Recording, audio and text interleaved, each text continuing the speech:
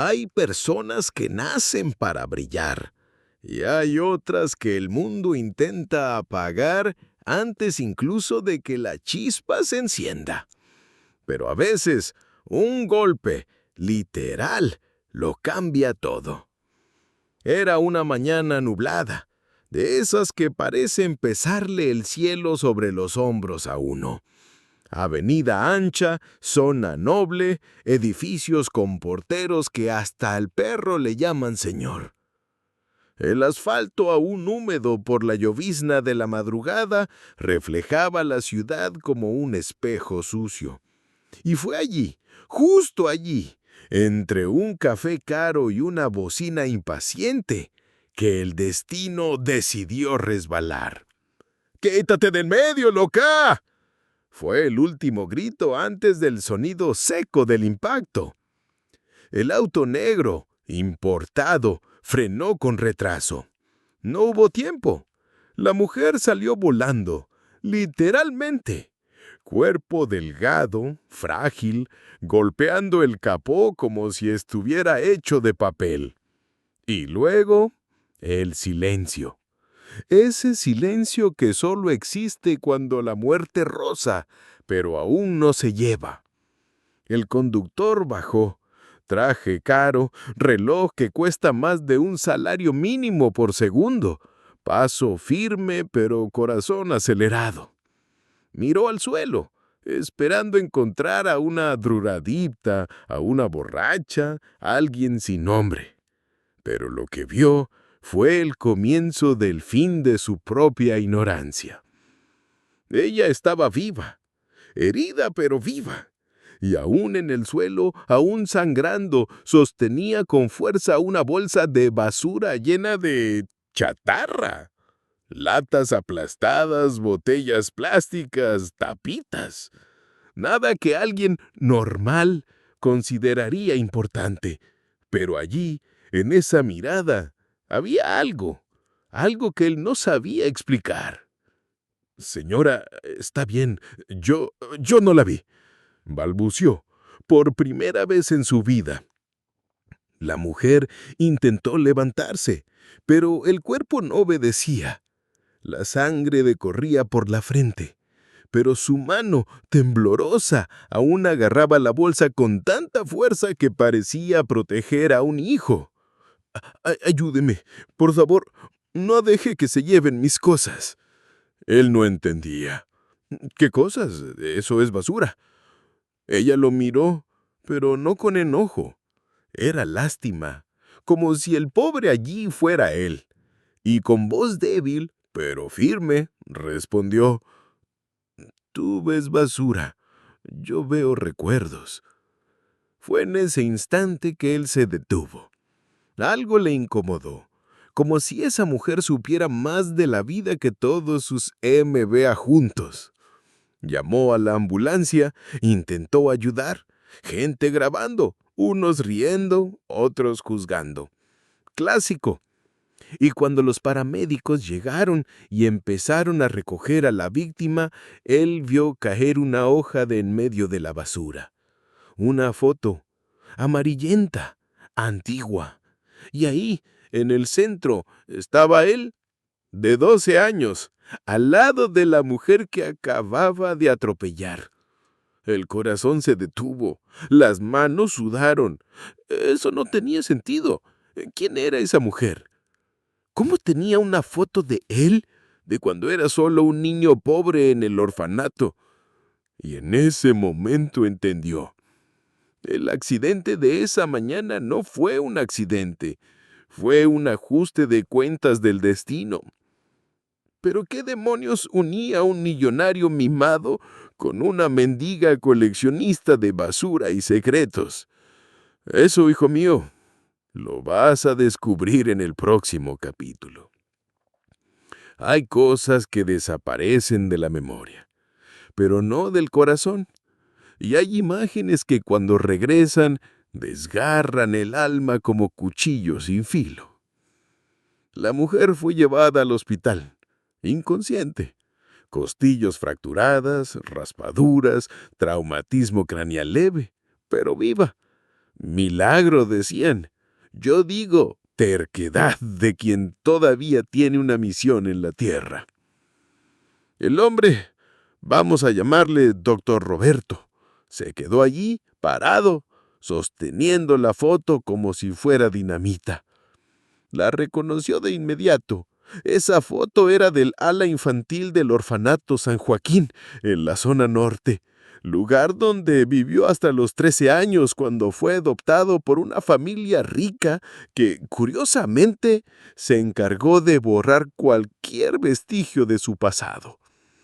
Y ahí estaba ella, la mujer atropellada, solo que joven, bien vestida, sonriendo, con él en brazos, como una madre.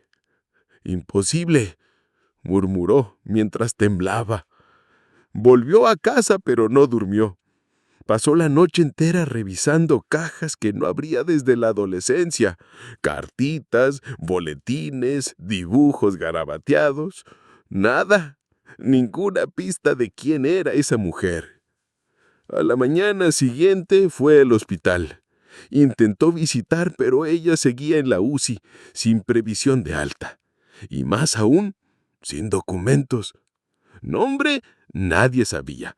El registro decía desconocida, accidente en vía pública. Un fantasma con nombre olvidado.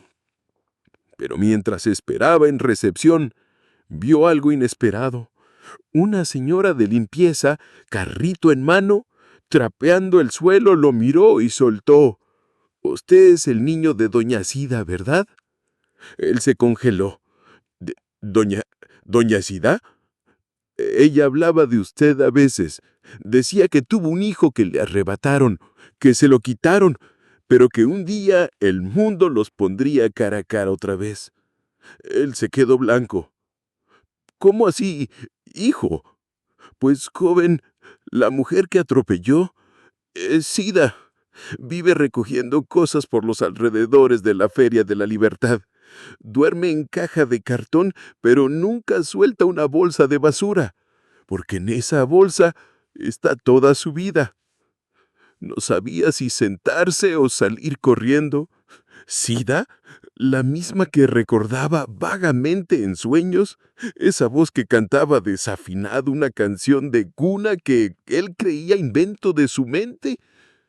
Pero ella dijo que era mi madre». La señora lo miró con ternura. Decía que perdió a su hijo, que lo entregaron en adopción sin su consentimiento cuando la internaron porque decían que estaba loca. Roberto sintió que el mundo giraba. ¿Loca? ¿Internada? ¿Adopción forzada? Lo que antes fue solo un atropello ahora parecía ser el reencuentro de dos almas destrozadas por una injusticia oculta durante décadas. ¿Pero por qué le ocultaron eso?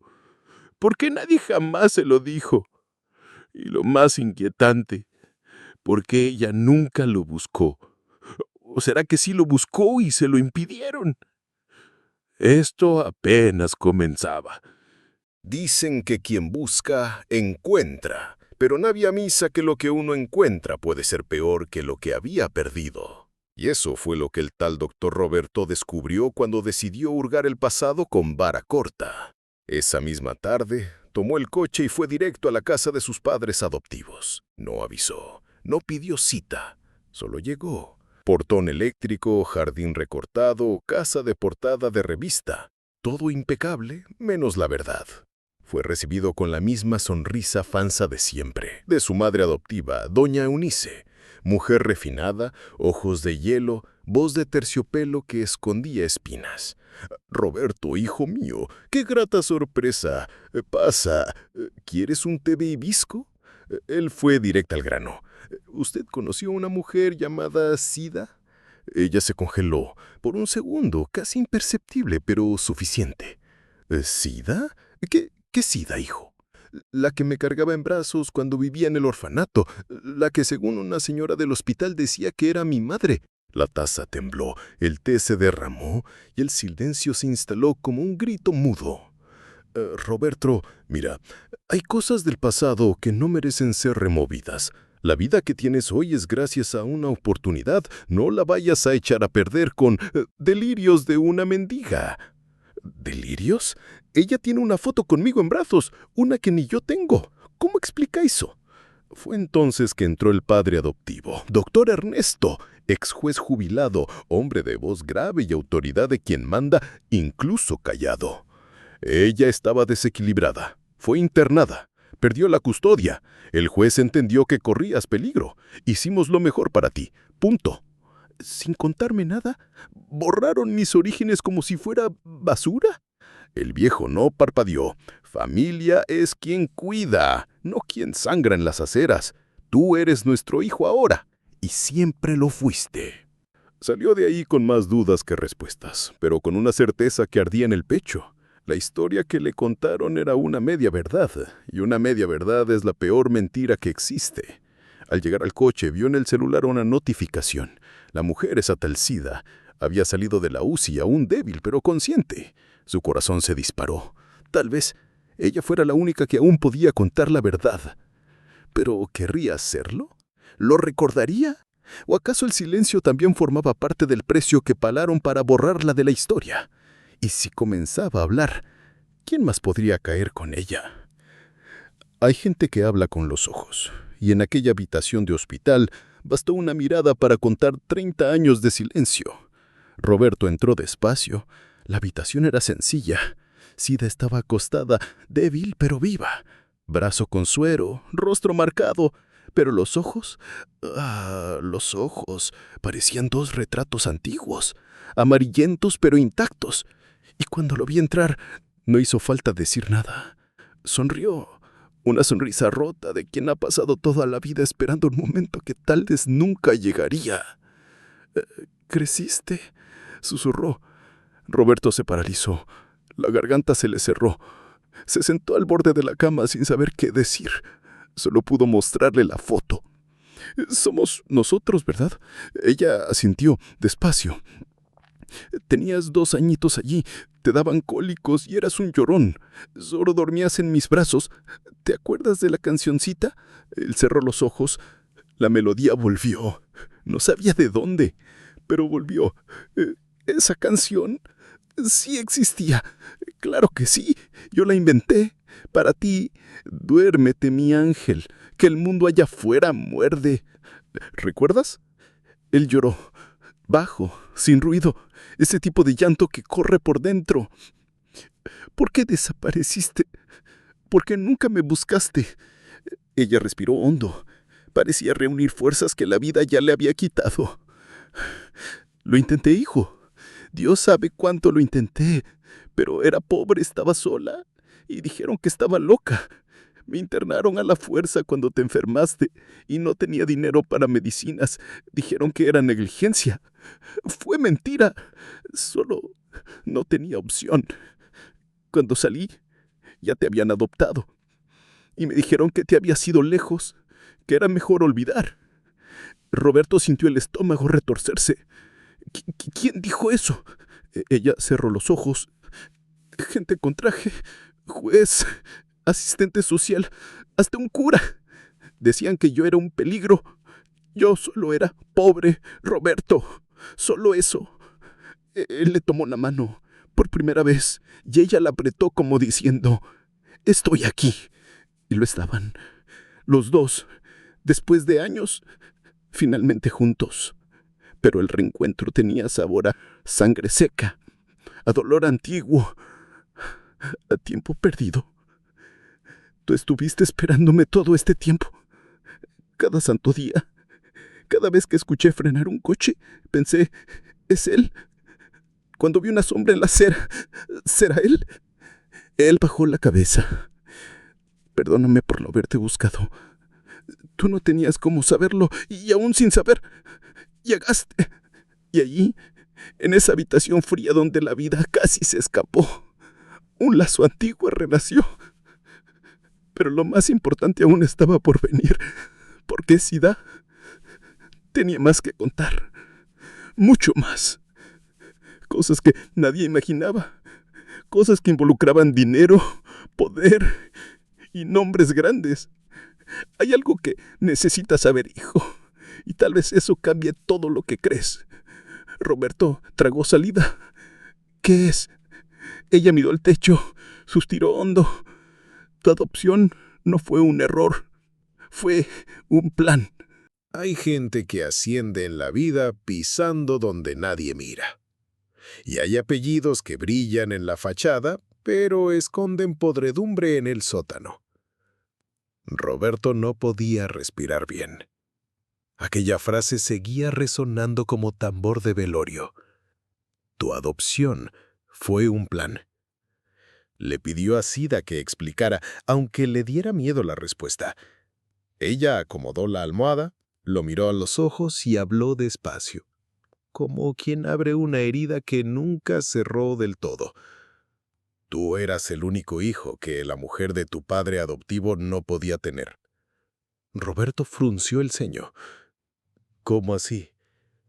El doctor Ernesto. Él no podía tener hijos. Y su esposa, doña Eunice, tampoco quería adoptar a cualquier niño. Ella quería un niño bonito, sano, sin manchas en el nombre. Así fue como la asistente social llegó a mí.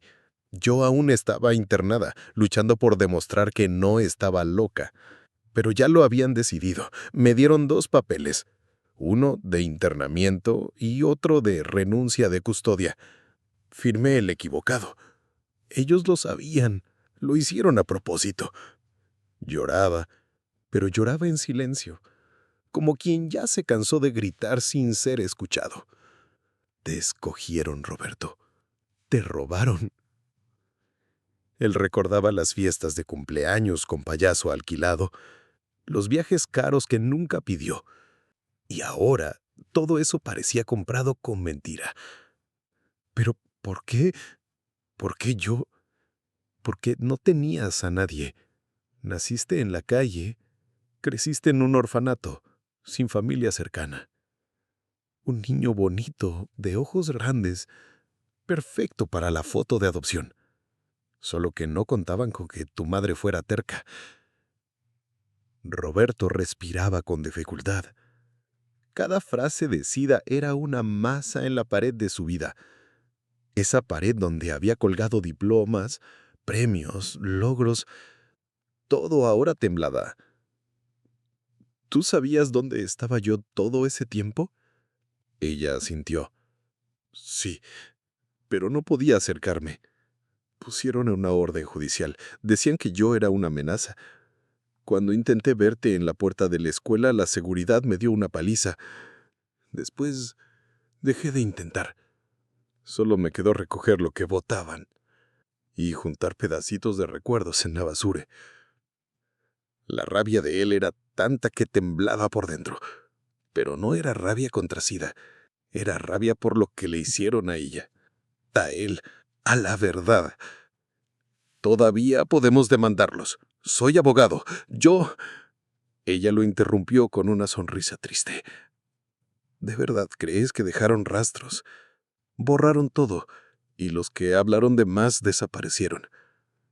¿Cómo que desaparecieron? Ella dudó.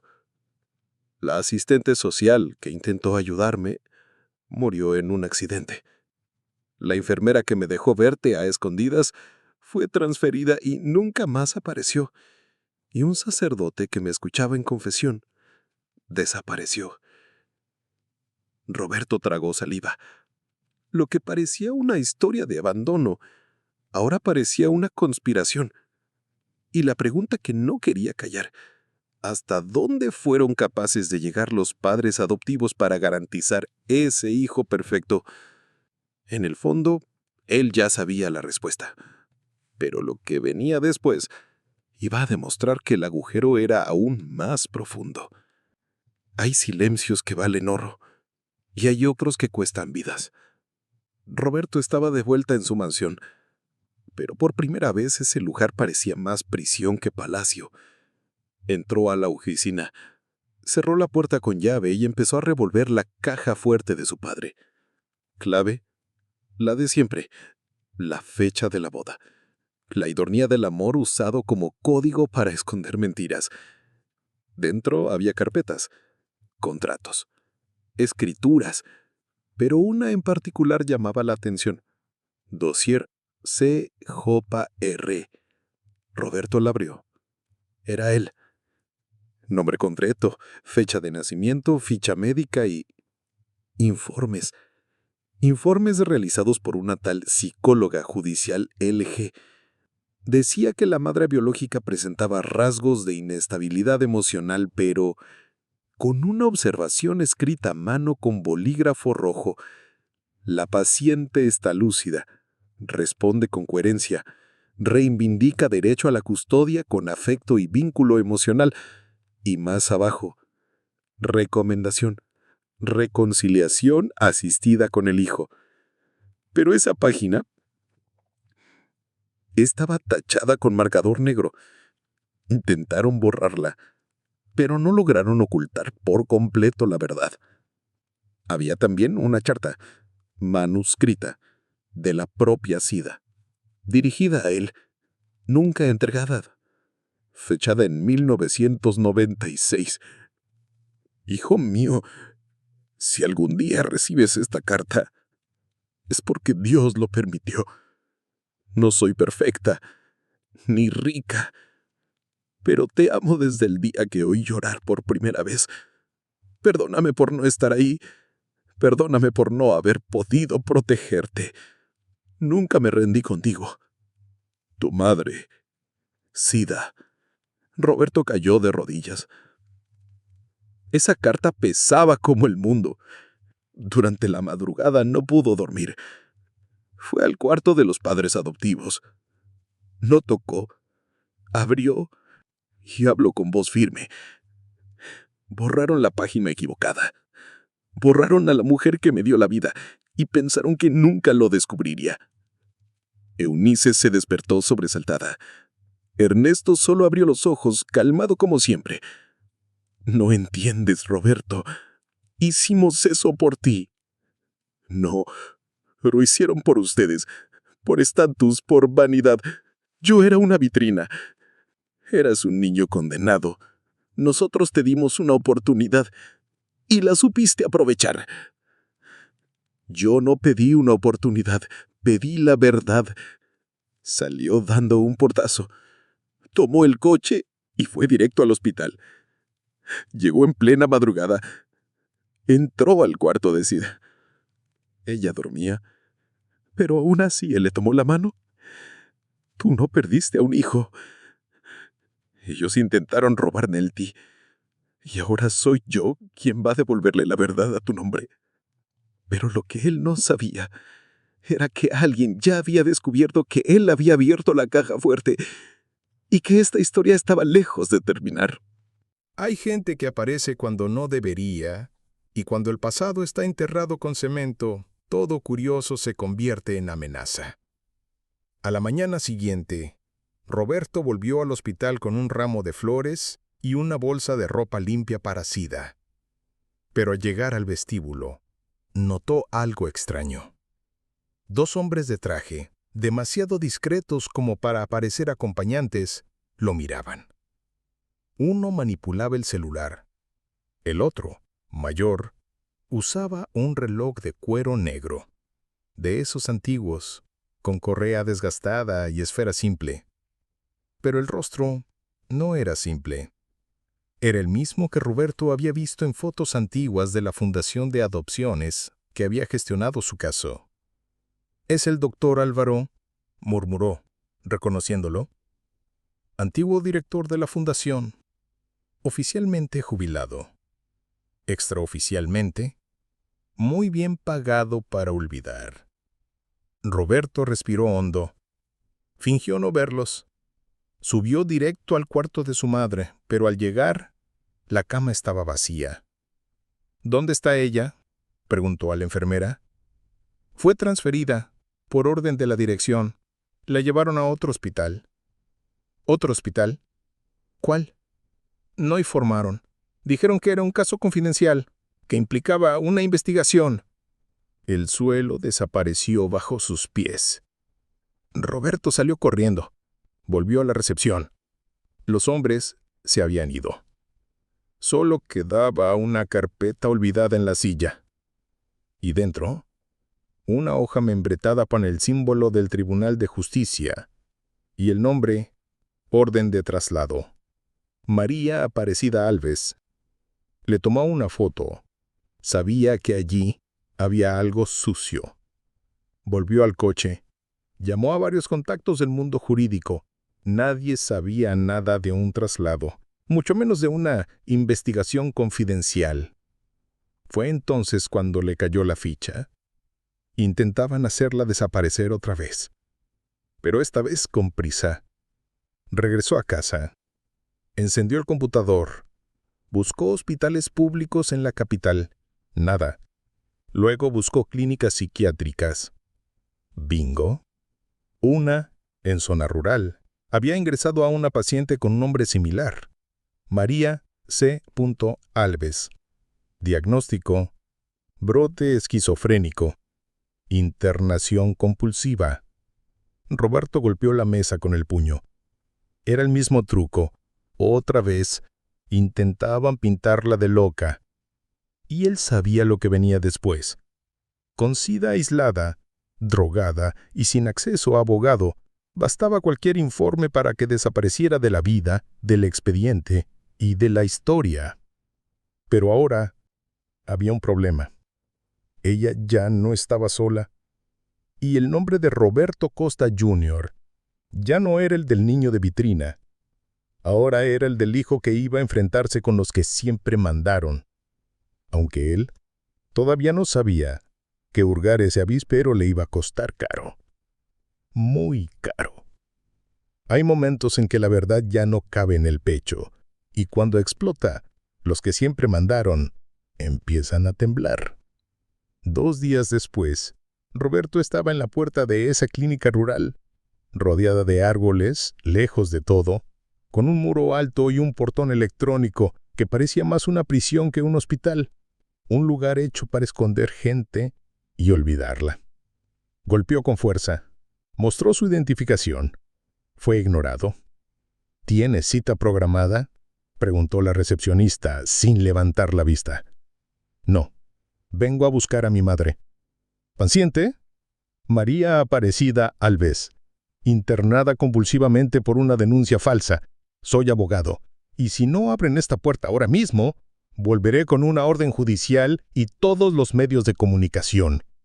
La mujer tembló. Salió por una puerta lateral. Minutos después, apareció un hombre con bata blanca, cara de sueño y aire de superioridad. Doctor Roberto, no hay necesidad de ese tono. Aquí seguimos protocolos. Su madre fue internada con base en un informe psiquiátrico emitido por un profesional autorizado. ¿Qué profesional? Doctor Álvaro Santiago. Roberto sonrió. ¿Cínico? Curioso. El mismo que firmó mi adopción, y que, si reviso el expediente, aparece en media docena de procesos por irregularidades con menores en los años 90. El hombre tragó saliva. Bueno, necesitamos más tiempo para el análisis. Tiempo es lo que no van a tener. Tengo una orden de allanamiento firmada por el juez Santana, que fue mi compañero de facultad. Si mi madre no sale caminando conmigo por esa puerta en 10 minutos, derrumbo este lugar con denuncia y prensa. Silencio. 5 minutos después, se abrió la puerta trasera. Sida apareció. Drogada, ropa suelta, mirada perdida. «Hijo». Roberto corrió hacia ella.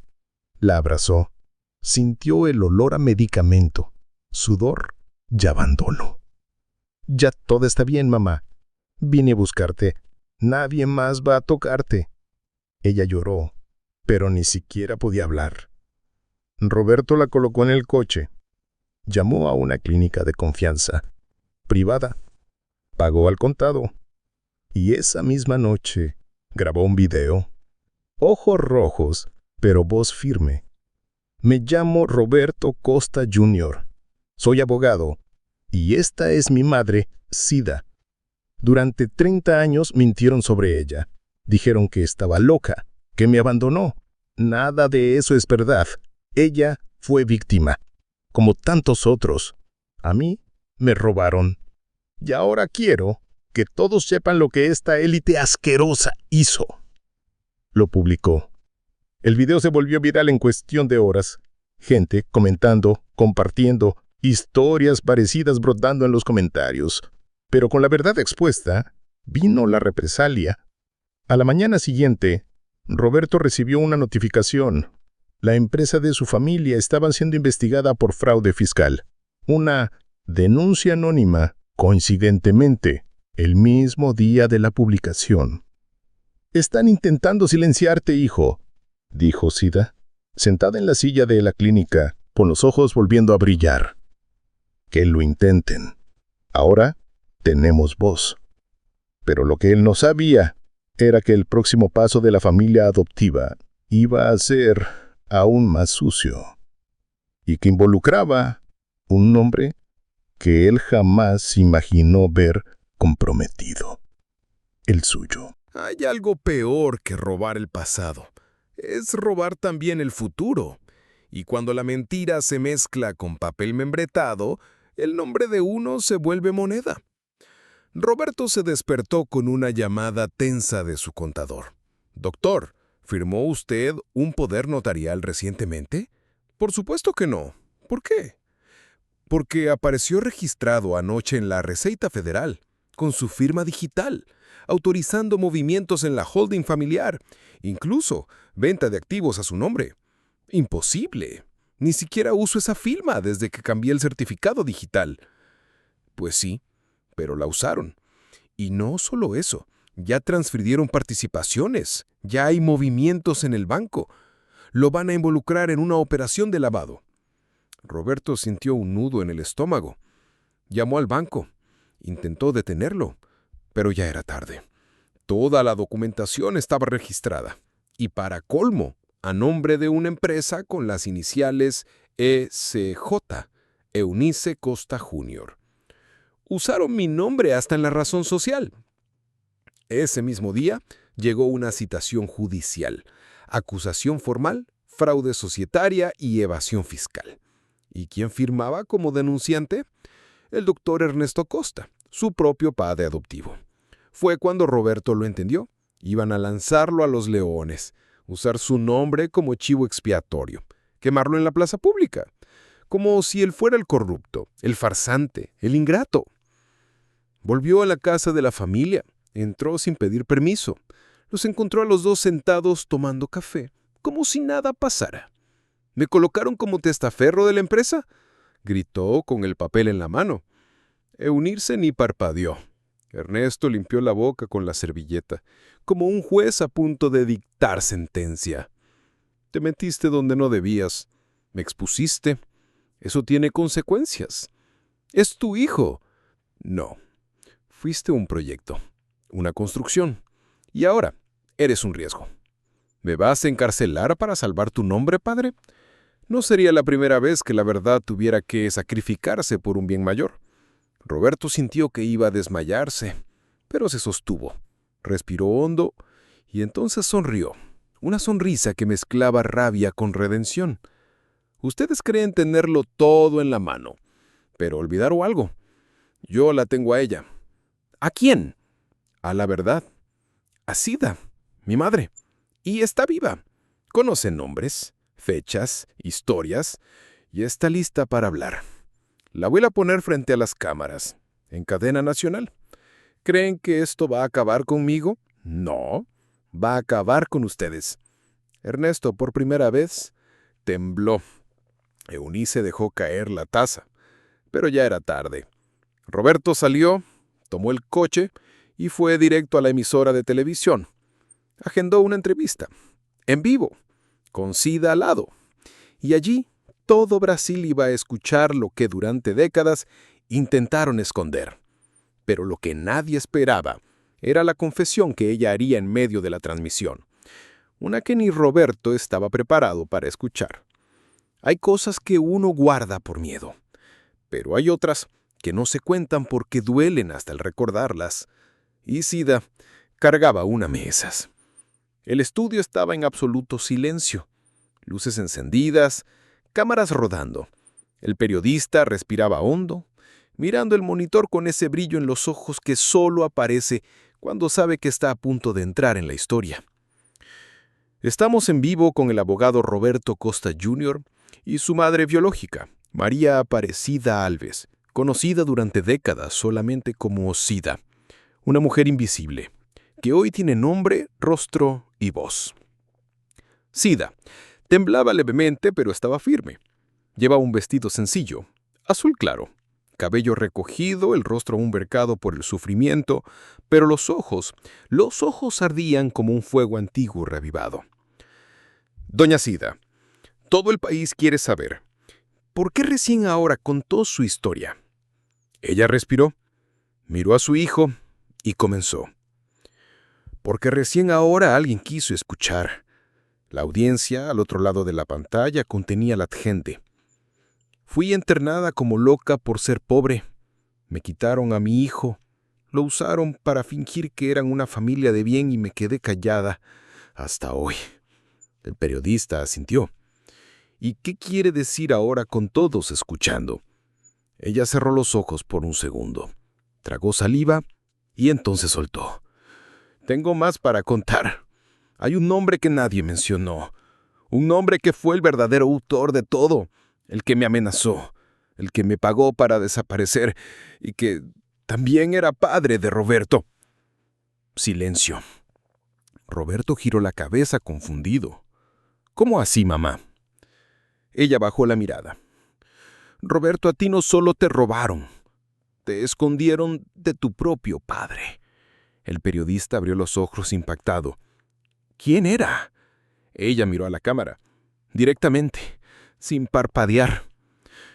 Ernesto Costa, el hombre que te crió, también es el hombre que te engendró, pero nunca quiso reconocerte. Me usó cuando yo era solo una limpiadora en el juzgado. Me usó y me abandonó. Cuando quedé embarazada me hizo prometer que desaparecería. Cuando no lo cumplí, me borró. Roberto sintió que el mundo se le venía abajo. El suelo desapareció. Las piernas le fallaban. ¿Está diciendo que Ernesto es mi padre biológico? Ella sintió, con los ojos llenos de lágrimas. ¿Y tu madre adoptiva? Siempre lo supo. El estudio quedó en silencio. El periodista no sabía qué decir. El técnico lloraba. El público en casa mudo. Roberto miró a la cámara, luego a su madre. Luego solo pudo murmurar. ¿Fui adoptado por mi propio padre? No fue adopción, hijo. Fue posesión, disfrazada de caridad. La transmisión fue cortada. El productor hizo señas desde el fondo, presión del alto escalón, pero el daño ya estaba hecho. Horas después, el nombre de Ernesto Costa estaba en todas las redes. Memes, indignación, protestas. La fundación donde él adoptaba niños se volvió blanco de investigación. Y Sida se convirtió en símbolo. Pero Roberto no dijo nada más esa noche. Se quedó mudo, sentado en el camerino, mirando a la nada. Porque a veces lo que destruye a uno no es la mentira, es descubrir que el monstruo al que combates lleva tu propia sangre. Hay quienes heredan fortuna, otros heredan heridas, pero hay quienes, incluso nacidos del error, eligen hacer lo correcto. Y eso fue lo que hizo Roberto al día siguiente de la entrevista. Se despertó con el teléfono vibrando de notificaciones, noticias, redes sociales, abogados, reporteros, diputados queriendo aprovecharse de su historia. Todos con preguntas, todos queriendo un pedazo. Pero él solo quería silencio. Se miró al espejo, vio su propio rostro y por primera vez se preguntó ¿quién soy yo? Porque si Ernesto era su padre y Eunirce lo sabía, entonces todo lo que vivió fue una actuación, una adopción forjada, un teatro de amor para ocultar vergüenza. Vergüenza de haber tenido un hijo con una limpiadora, un hijo fuera de la casta. Se vistió con ropa sencilla, pantalón vaquero, camisa de algodón. Salió sin chofer. Tomó el metro. Sí, el hombre que andaba en coche blindado bajó a caminar entre la gente. Llegó al registro civil de la zona este, tomó número, se sentó, esperó. Cuando lo llamaron, fue directo al mostrador. Quiero rectificar mi acta de nacimiento. La empleada se extrañó. ¿Error de ortografía? Error de vida. Quiero quitarme el apellido Costa y asumir el apellido de mi madre, Alves. Ella abrió los ojos. ¿Va a renunciar al apellido Costa? No, estoy renunciando a la mentira y asumiendo la verdad. Horas después, salió con el nuevo documento en mano, Roberto Alves. Respiró hondo, como si hubiera nacido de nuevo, como si por fin su sangre combinara con su nombre. Al llegar a la clínica, Sida estaba sentada en la terraza, viento en el rostro, ojos cerrados, escuchando el canto de los pájaros. ¿Te sientes mejor, mamá? Ella abrió los ojos, sonrió, más liviana, como si me hubiera quitado un camión de encima. Yo también. Le mostró el papel. Roberto Alves, ese es mi nombre ahora, el nombre que tú me diste, el único que me pertenece. Ella lloró, pero fue un llanto hermoso, de alivio. No sabes lo que eso significa para mí. Sí lo sé, y va a significar mucho para otros también. Porque ahora, mamá, voy a fundar una organización con tu nombre para ayudar a mujeres como tú, para impedir que otras Sidas sean borradas. Ella se llevó la mano al pecho, temblaba. No hacía falta, sí hacía falta. No puedo cambiar el pasado, pero puedo impedir que se repita. Este mismo día presentó los documentos. Fundación Sida Alves, protección a la maternidad vulnerable, investigación de adopciones forzadas, refugio para madres perseguidas por el sistema. Era solo el comienzo, pero en el fondo era un renacimiento.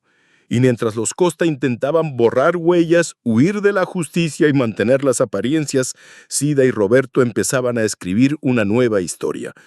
Solo que aún faltaba un último ajuste de cuentas, porque Ernesto no iba a caer en silencio. Hay hombres que creen que el dinero es eternidad, pero cuando la muerte se acerca, hasta la arrogancia empieza a toser. Y Ernesto Costa, el gran magnate, empezó a decaer en cuanto la verdad salió a la luz. De un día para otro perdió su asiento en el consejo, alianzas internacionales, contratos millonarios. La élite fingía no conocerlo. Su nombre, que antes era sinónimo de prestigio, se convirtió en titular de escándalo. Juez falsificó adopción para ocultar hijo ilegítimo. Esquema de silencio e internamientos forzados. El castillo se venía abajo, y rápido. Roberto no volvió a buscar al padre. Ni lo llamó, no presentó demanda, no pidió indemnización. Dejó que el tiempo hiciera lo que la justicia aún no lograba: envejecer a los culpables desde adentro. Pero fue Sida quien recibió la llamada. «Doña Sida, el doctor Ernesto pidió verla. Dice que le quedan pocos días». Ella guardó silencio.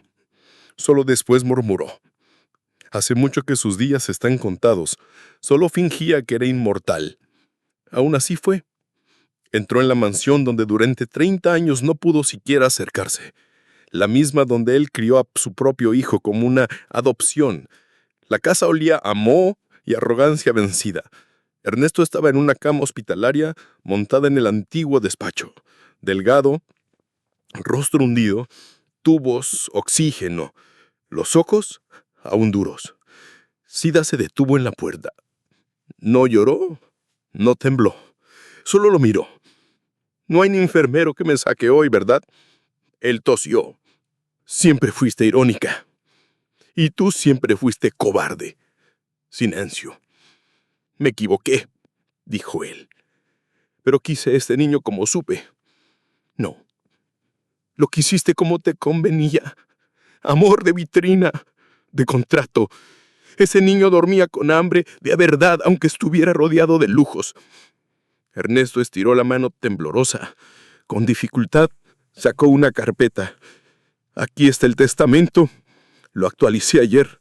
Todo es para Roberto. Y él sola iba. ¿Y crees que el dinero cura el abandono? No. Pero es lo único que puedo dejar. Lo que me queda. Sida tomó el papel. Lo leyó rápido. Luego lo rompió. Frente a él. Él no necesita tu nombre. Y ahora, tampoco tu dinero. Ernesto lloró. No por arrepentimiento, sino por impotencia. Por primera vez en su vida, no podía comprar la salvación. Sida vio a la espalda. Adiós, Ernesto. Prepárate. Porque del otro lado el juez no atiende teléfono particular. 2 días después, la noticia corrió. Ernesto Costa falleció sin velorio abierto al público. Roberto recibió una noticia en silencio. Miró por la ventana.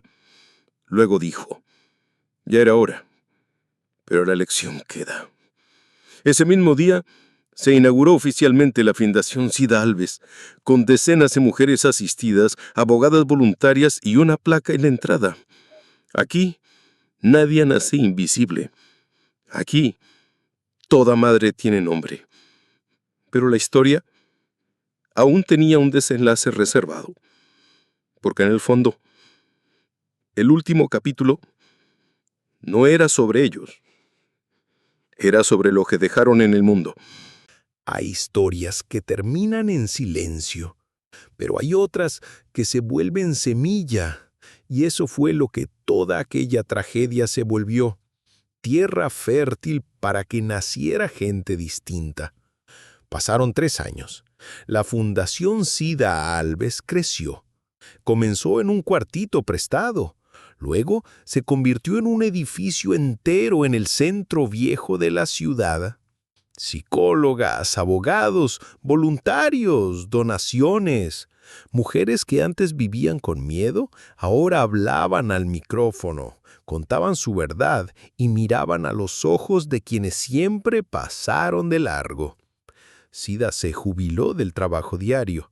Se volvió símbolo. No le gustaba el término heroína. Prefería decir que era terca. Y lo era. Todos los lunes hacía cuestión de sentarse en la puerta de la fundación con una botellita de café y observar el movimiento. «Es muy loco, ¿no?», decía ella. «Las mismas manos que recogían basura hoy siembran dignidad». Roberto seguía firme. Abogado gratuito en casos de adopción forzada.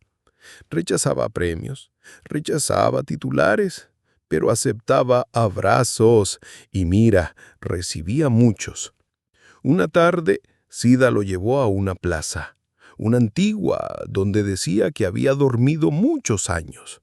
El banco aún estaba ahí, el suelo agrietado, el poste torcido, pero los dos, de la mano, parecían reyes frente al trono de la memoria. «Aquí soñé que venías a buscarme», dijo ella. «Y vine.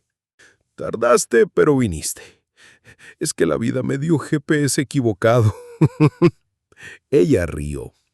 Se sentaron en el banco. Silencio bueno, viento suave. Un niño pasó corriendo, sonriendo, vendiendo dulces. «¿Quiere un bombón, señor?» Roberto compró 2. Le dio uno a su madre. Mordió el otro.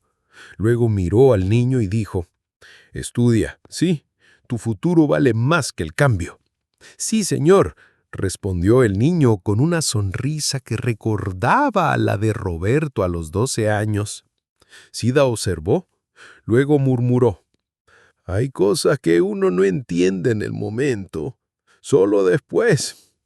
«¿Cómo qué? ¿Cómo por qué la vida dolió tanto? Era para hacernos lo bastante fuertes como para cambiar el dolor de otros». El cielo comenzó a oscurecer, pero ellos siguieron ahí, sin prisa. La ciudad, por primera vez, parecía caber en su historia, porque en ese banco de plaza ya no había huérfano, ni mendiga, solo madre e hijo, enteros. Hay lugares que no aparecen en ningún mapa, pero viven en el alma de quien pasó por ellos. Y para Roberto, el orfanato San Joaquín era ese lugar, el nido del olvido, la cuna del silencio.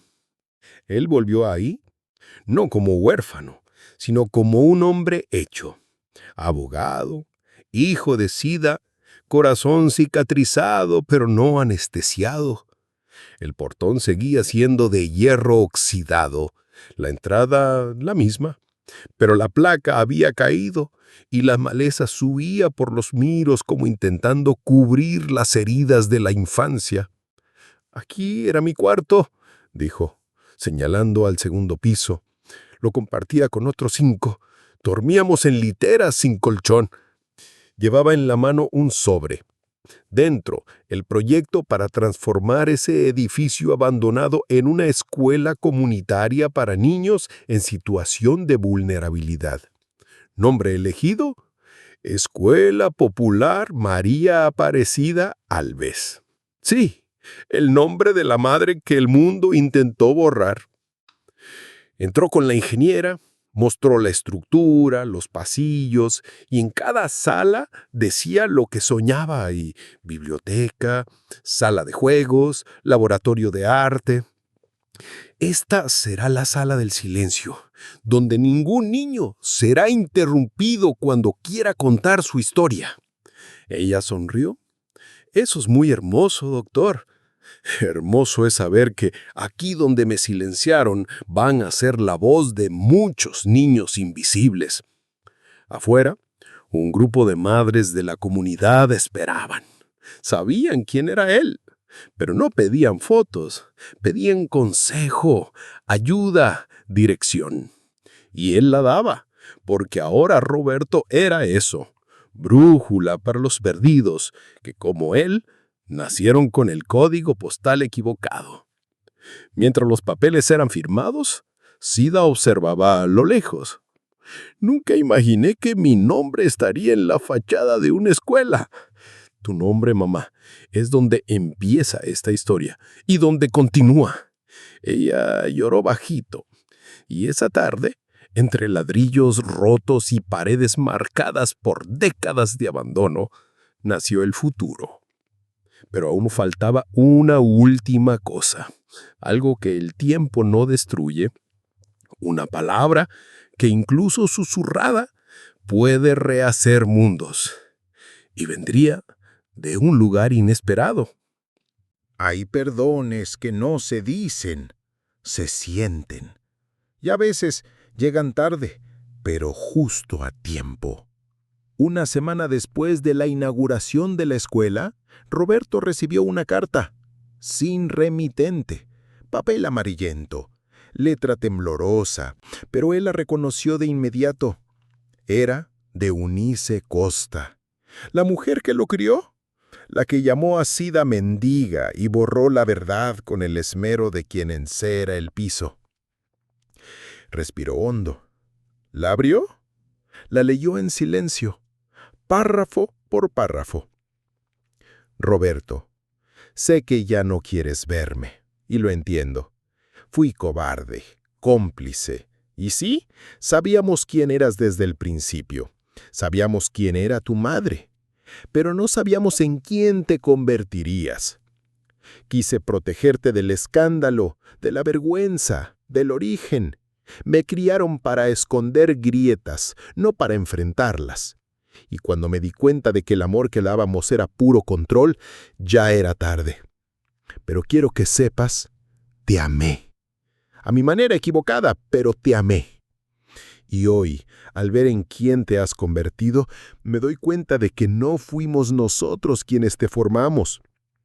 Fue ella, Sida, el recuerdo, la ausencia. Ella te dio el corazón. Y tú me enseñaste que la verdad duele, pero libera. Perdóname si puedes.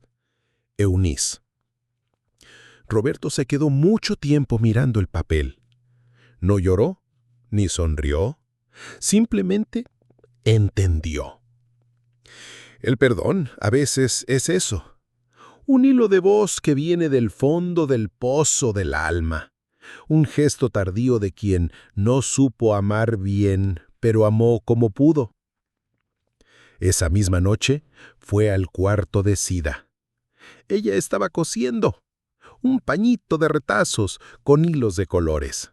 Cosa de abuela, cosa de alma en paz. «Mira lo que recibí», dijo él, entregando la carta. Ella la leyó, en silencio. Luego levantó los ojos y dijo, «¿La vas a perdonar?» «Creo que sí, porque si uno no perdona, carga con eso, y yo ya cargué demasiado peso en esta vida». Ella asintió, orgullosa. «Entonces, ya está hecho. Perdón dado». Afuera empezaba a llover, pero era una lluvia suave, tibia, de esas que limpian sin herir. Y esa noche por primera vez Roberto durmió entero, sin preguntas, sin rabia, sin agujero en el pecho. Durmió sabiendo quién era. Hijo de Sida, hombre de verdad, nombre limpio, historia limpia. Y si llegaste hasta aquí, querido, recuerda siempre esto. Hay gente que el mundo desecha, pero hay almas que ni el tiempo, ni la mentira, ni el abandono logran borrar. Porque como siempre digo, hay quien hace invisible, pero nadie nació para vivir borrado.